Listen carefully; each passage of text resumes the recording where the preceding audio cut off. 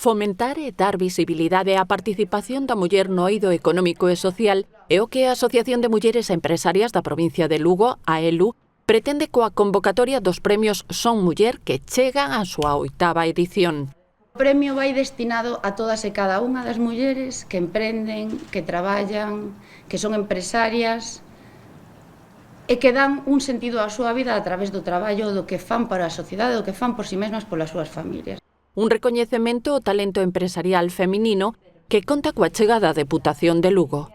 Para poder avanzar en materia de igualdade, para poder acadar unha sociedade máis xusta, máis igual, para loitar contra eses teitos de cristal aos que estamos sometidas, é necesario traballar e facelo de xeito conxunto, dende a sociedade, dende o eido político, e eu creo que tamén dende a empresa privada, eu creo que este é un auténtico exemplo de que isto ten que ser o camiño a seguir.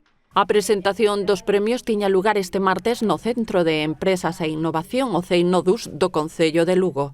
Me gustaría animar a todas as emprendedoras a que contacten coa asociación, a que se presenten a estes premios, porque é unha forma, como decían as miñas compañeiras, tamén de romper ese teito de cristal que todavía nos cerra un pouquiño as mulleres. Como novidade este ano, as 3 categorías dos galardóns Son Muller, Emprendedora, Empresaria e Empresaria Rural, en vez de 2, contarán con 3 premios cada súa.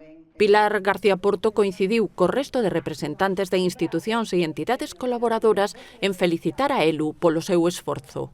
Polo traballo que facedes no día a día, apoiando a esas mulleres que se achegan ata a asociación, como moitas o fixemos no noso día, a preguntar, a interesarnos, a buscar unha rede de apoio que é fundamental para emprender.